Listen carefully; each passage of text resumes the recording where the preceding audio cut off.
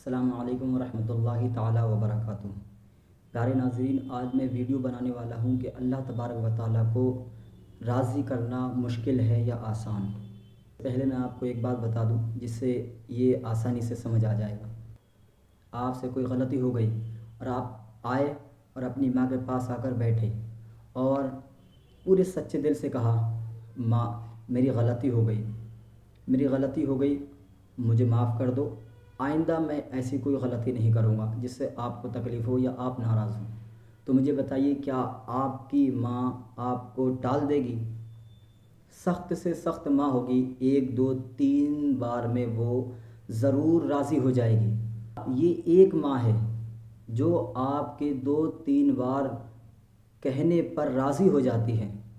اب مجھے بتائیے، اس ماں کو پیدا کرنے والا رب جو ہے وہ آپ سے 70 ماؤں سے زیادہ پیار کرتا ہے۔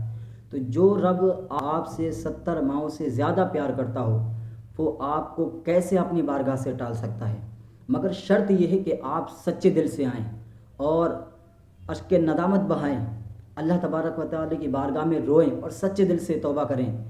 مالک، میں تیرا عاجز بندہ ہوں، مجھ سے گناہ ہو گیا ہے، میں بندہ ہوں، تو میرا رب ہے، اگر تو معاف نہیں کرے گا تو کون معاف کرے گا؟ تیرے در کے علاوہ کوئی در بھی تو نہیں ہے۔ یقین جانیے، جب آپ اس انداز سے اللہ تبارک و تعالیٰ کو پکاریں گے کہ مالک میں عاجز بندہ ہوں، تو رب قدیر ہے، اپنے حبیب کے صدقے میں میرے گناہ کو معاف فرما، تو اللہ تبارک و تعالیٰ کی رحمت کو جوش آئے گا اور اللہ تبارک و تعالیٰ آپ کو معاف کر دے گا۔ اور جب آپ سچے دل سے توبہ کریں گے، حضور سرور کائنات صلی اللہ تعالیٰ علیہ وسلم کے فرمان کے مطابق گناہ سے توبہ کرنے والا ایسا ہوتا ہے جیسے اس نے گناہ کیا ہی نہیں۔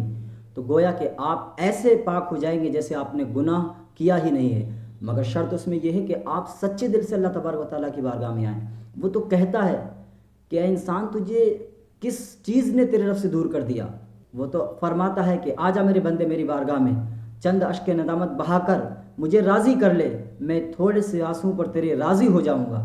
پیارے ناظرین، یہ اللہ تبارک و تعالیٰ ہم سے اتنا زیادہ پیار کرتا ہے کہ اس نے ہمیں پیدا کیا تو صرف ایسے ہی نہیں چھوڑا ہے، اس نے پیدا کرنے کے ساتھ ساتھ ہمیں اللہ تبارک و تعالیٰ نے رہنما بھی عطا کیے ہیں، جو انبیاء کی صورت میں تشریف لاتے رہے، ان کے بعد حضور صلی اللہ علیہ وسلم کے بعد پھر صحابہ کی صورت میں، صحابہ کرام کے بعد تابعین، ان کے بعد تبع تابعین، اس طریقے سے اولیاء کاملین تک اور علماء اسلام تک، یہ سب ہمارے رہنما ہیں جو ہمیں صرف اور صرف یہی بتاتے ہیں کہ دیکھو، اللہ تبارک و تعالیٰ کو راضی کر لو، اور اسے راضی کرنا بہت آسان ہے۔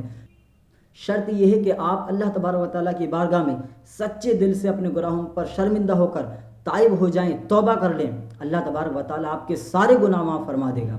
وقت ابھی آپ کے ہاتھ میں ہے، آج اگر آپ نے توبہ نہیں کی تو پھر ملک الموت کب تشریف لے آئیں یہ کوئی انسان نہیں جانتا ہے۔